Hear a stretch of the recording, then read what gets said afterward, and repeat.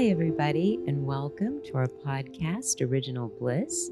I'm Susan Amoros, and I'm honored today to have a colleague here who's part of the greater Green Heiress community and the founder, as well as the head, the leader of an incredible practice and enterprise known as Rooted in Sound, and who is also launched, quite excitingly, the brand new School of Sound.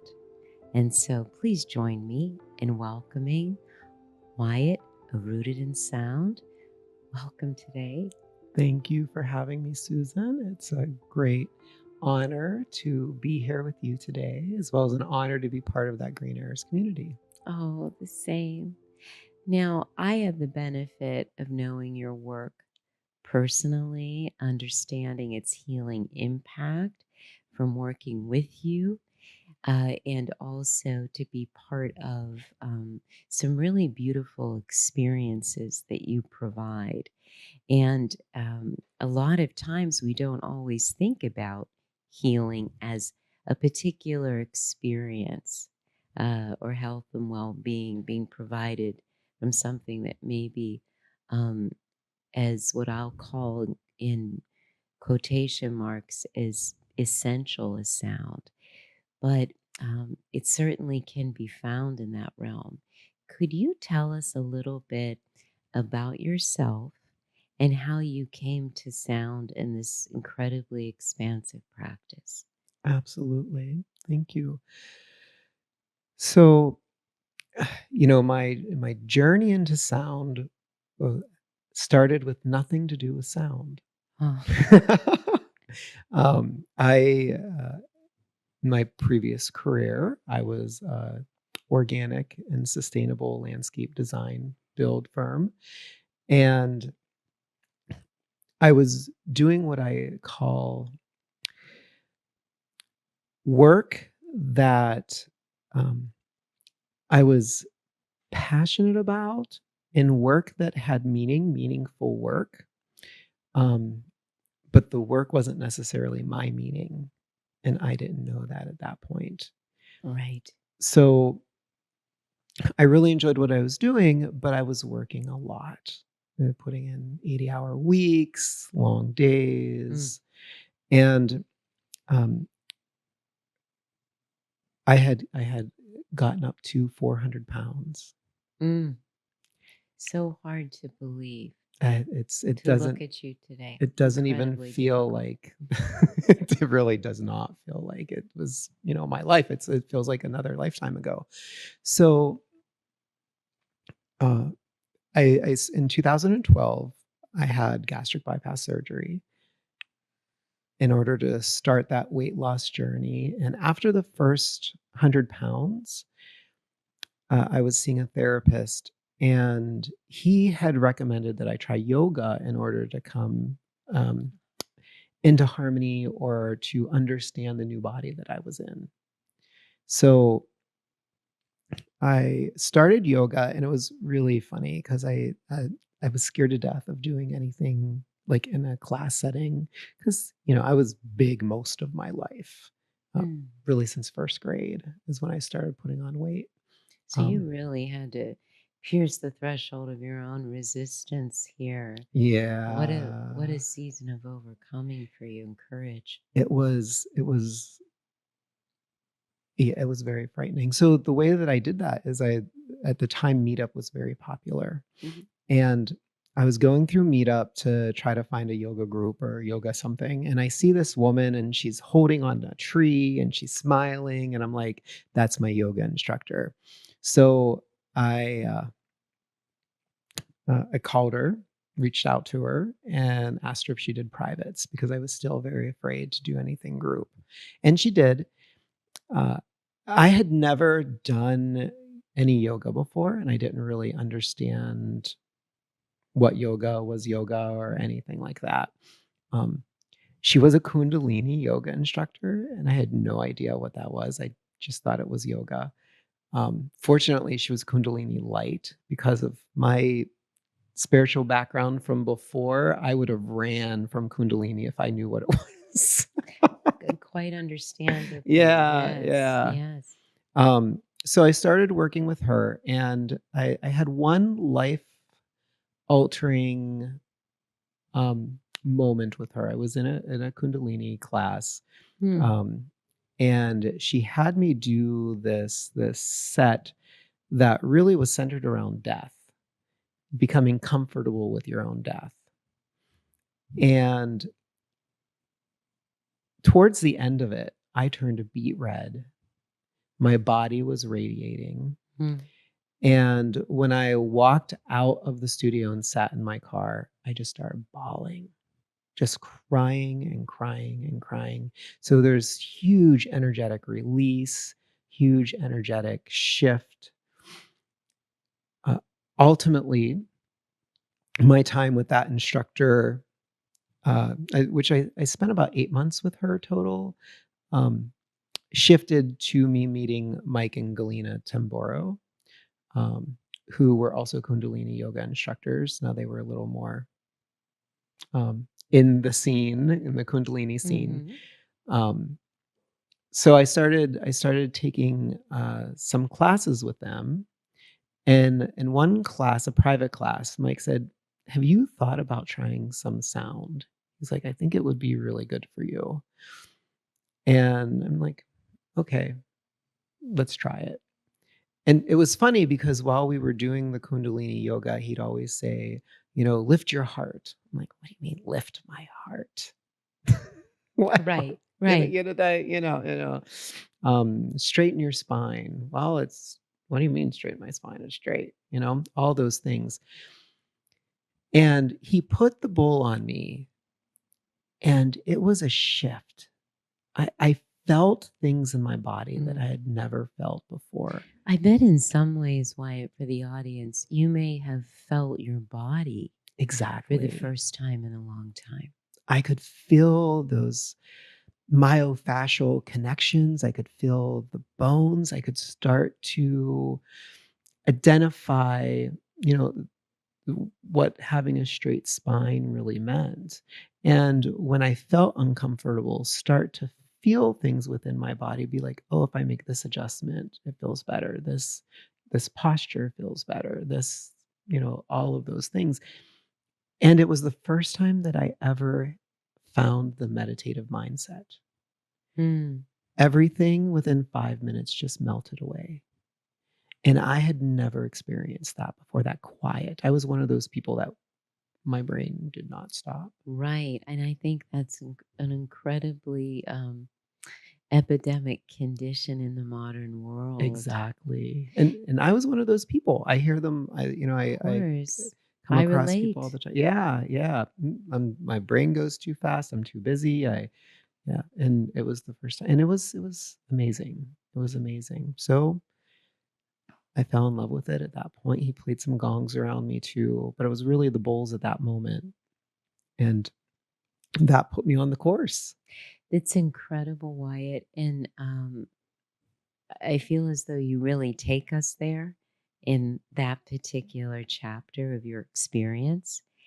Now, not everyone has a profound spiritual or healing experience and eventually determines to change their path and leap to becoming a healer themselves, and then to create and lead um, a fairly substantial enterprise around that. So, would you um, do us the honor of sharing what the next few steps were for you and how you evolved to where you are? Absolutely. I would say the next major step for me was I went to a retreat. It was a music and yoga retreat um, called Satnam Fest. It was again a Kundalini yoga because at that point I was not all in, but I was following the practice. Um, and y- up until that point, I did not like being alone. I Mm. structured my life in the manner that, I didn't like going to a restaurant by myself. I wouldn't go to the movies by myself. I really did not like being alone. And this was the first thing that I was going to by myself, where I was going to be in a room with bunk beds with other people. Like, I think there was 12 beds in the room with people that I didn't know. Talk about throwing yourself into the deep end of that pool. I was scared. I turned around to come home 5 times I'm on the way there. I am sure. And every time I turned around to come home, I'm like, "No, Mm. you paid a boatload of money to do this. You're gonna do it." You are literally and figuratively invested. Yes. So I got there and, you know, it the first day was scary and I almost left. I it, it was structured so that there was yoga workshops, then there was these little breakout workshops. You could take different classes from different people. And I went to what I thought was a workshop, and it was a Sikh religious ceremony in the morning called a Gurwara. Um, I'm guessing where this is going, but please, everybody lean in. I yeah, am. I'm like, this whole thing is just to turn people. This is a cult changing thing. This is just to turn all these people into Again, Sikh, deep end of the pool, but right? I'm really admiring your spirit here. Yeah. So I went. I left that, went to breakfast, and Mike and Galena were sitting at a table, and I walked over to them, and I'm like, I'm out. And they're like, only about a third of the people here are Sikh. There's Christians, there's Hindus, there's Buddhists. They're like, you went to a religious ceremony for that third of those people by accident. Um, and they're like, you just stay. Well, the next couple of days, with much apprehension, but by the last day, it opened me wide open. Oh, And I went through this rebirthing yoga set where they took us from the birth canal out into the world and through different stages. And, I just started crying and crying and crying. And then we did this dance where we were all at the age of 14 and we danced around to the music and would stare each other in each other's eyes yeah. and send love. And this woman that was in her 70s looked at me and I looked at her and I stared into her eyes and her age fell away. She was that 14-year-old girl. I knew Fascinating, at right? that moment, I knew that, um, and it was to the music, the rich music that was going along with that session. I knew that was going to be part of my life. So I was in a space where we had a pretty large area. I bought a couple of bowls. I took some classes, and I started introducing it more as a hobby into my life, little by little, um, in conjunction with my other business. Mhm. And it started as I learned more, I became more and more fascinated with it. And I have to say that Source, every step of the way, it put the thing in front of me. Right. It fell on my lap. Trainers, teaching. There was When the student is ready, it, the it, it teacher does appear. it so happens. I was at one of Mike's classes in Long Island, and this woman was there taking the class. And she's like, "You seem to know what you're doing. I have this guy from India coming, and I need help running the class. Can you essentially come and babysit him for a week while I take care of everything else, and you can come to the class for free?" And like, Sign me up. sign me up. So I did it, and I got to meet Manan Sharma and spend a week with him intimately, and it was beautiful, and that really I'd started seeing the business side of things, and that was that shift. My heart yearned to share sound. My heart yearned not just to do meaningful work, but work my meaning. And and I needed to. I needed to. So progressively, I always say in some cases, source gave me a little nudge. Right. In others, it slapped me in the face and Oh, said, "You yeah. gotta do it." So, in 2020, I sold my landscaping business to the employees and shifted into Rooted in Sound full time. I established Rooted in Sound in 2016, but it became my life, in 2020. My goodness, when you look at that trajectory, you've really evolved and grown rapidly. Once again, you signaled the universe that you're very serious about this. And I guess that brings to mind for me a question many people out there may have is what do you wish the audience to know about sound that they may never have considered? The power of sound. We all know how music works. We listen to happy music, we shift into a happy state. We listen to angry music, we shift into an angry state. So we can see on the surface level, just by listening to the radio, how impactful sound is. They use it as music scores in movies in order to set the mood, and Mm, it's a very powerful um, structure or modality in itself outside of the healing world. Then we start to look at how sound is used in healing, and we look at how it has been used throughout the ages. And it really does more than just set the mood. right. It, there is something magical when we get into sound at its primal nature. We think about a waterfall. We think about the sounds of the gong or a singing bowl. Then we start to understand that these sounds truly allow us to release. It takes us back to this natural state. They say that a waterfall contains every frequency in the universe. That's a fascinating fact, Yeah. right? The only thing that comes close to that is the gong. When you play the gong, it rings as the most amount of frequencies at the same time as Can possible. believe that. Yeah. So it sound at its essence, used as a healing modality, is really about relaxation. It's about getting into the meditative mindset.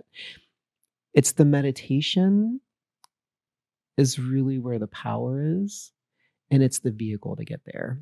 And it allows us to go there much faster than anything that I've found. I always say that it's not the music or the instrument that heals, it's the individual that does the healing. Mhm. The client, they're the miracle.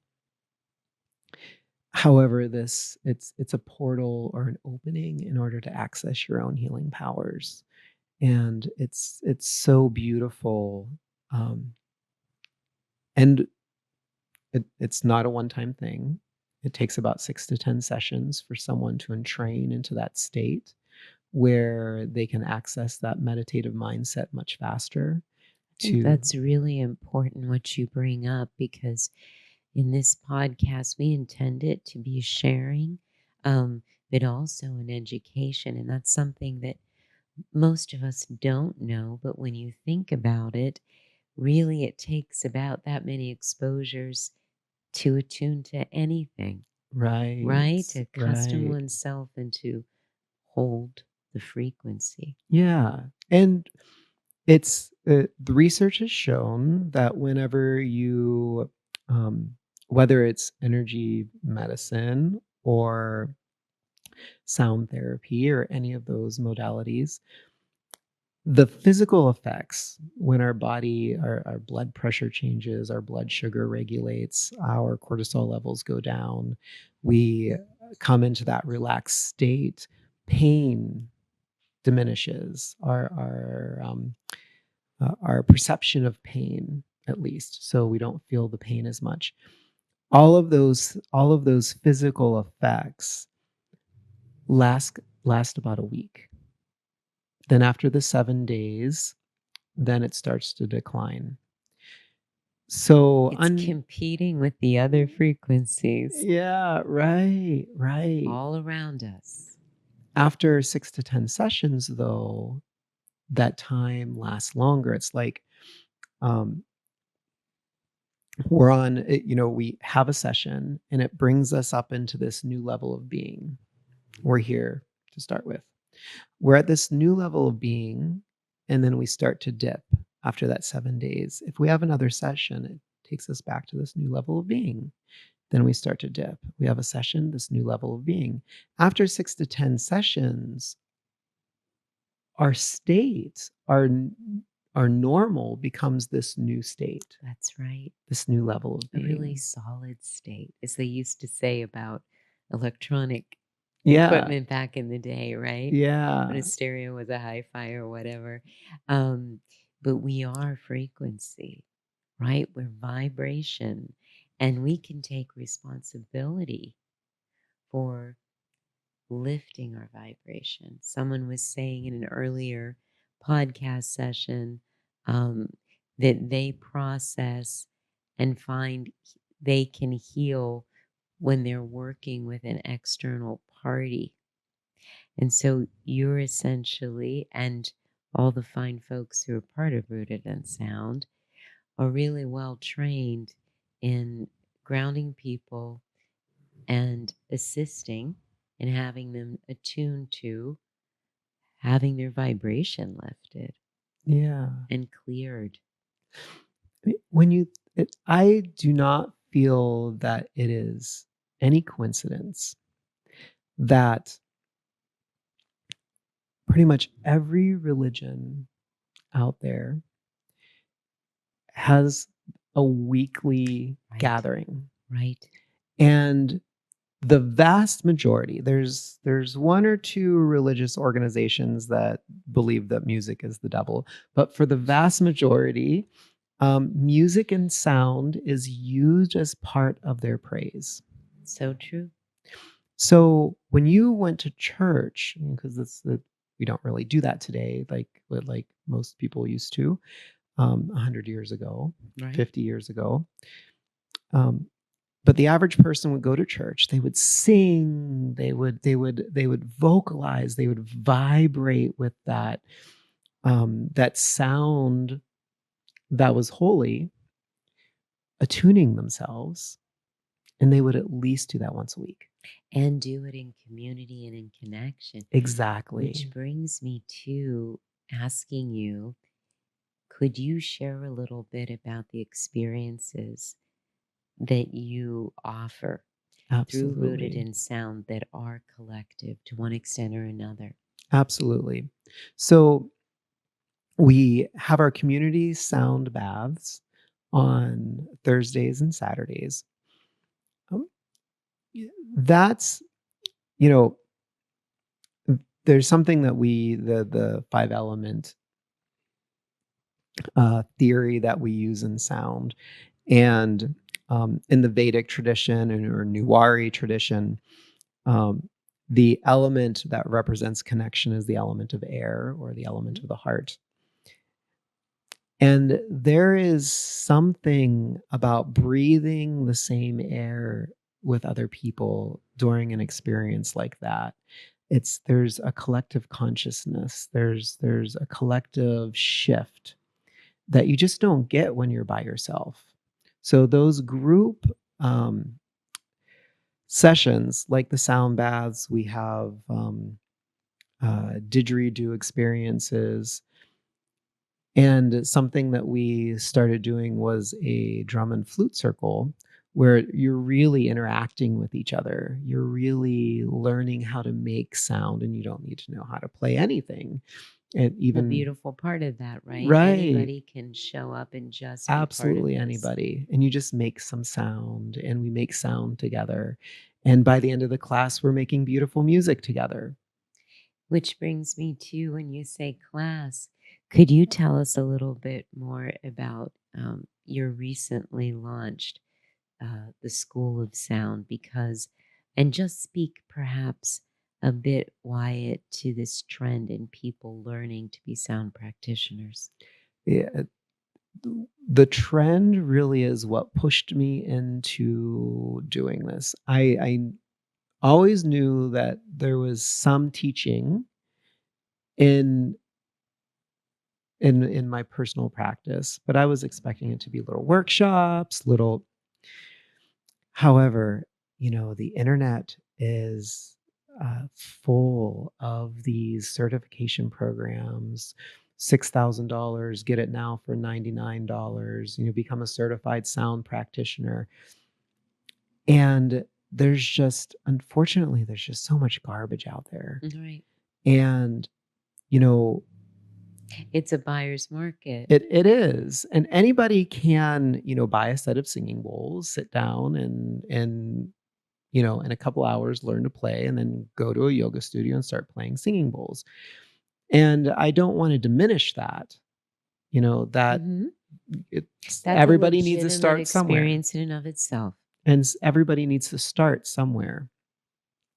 But that is vastly different than learning from masters, learning concepts and theories, learning how to be trauma informed in your practice, and then working with private clients. You're so right. It's a completely different beast. And that's what you bring in spades to your practice and with your carefully curated programming and providers. Yeah, that was the thing with the school is, I've had amazing teachers.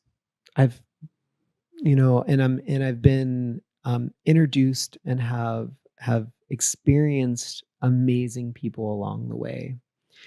And the school was one of those components, or it was really, I'm like, here's all these amazing people. Everybody's an island. Everybody's trying to do their own thing. Can we bring this community of amazing teachers together in order to give a really strong foundation to someone who's starting out? And so that's what I did with the program. We have our core classes that give them the basics and the foundations. And then we have all these electives from amazing teachers from all over the world that we have 17 instructors now. So it's phenomenal. And, PhD.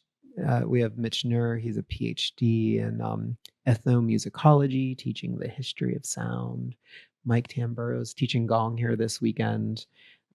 It's the list just goes on. We even have Dr. Susan Ambrose teaching 5-element theory. Shamelessly accept that plug.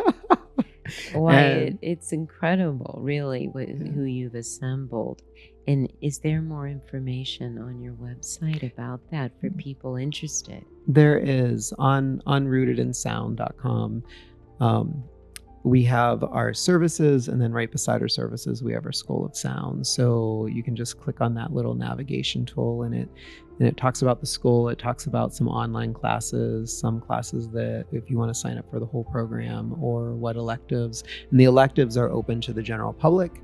Oh, that's great. Yeah, and what's being offered and when it's being offered. So it's all that information is there for them to find.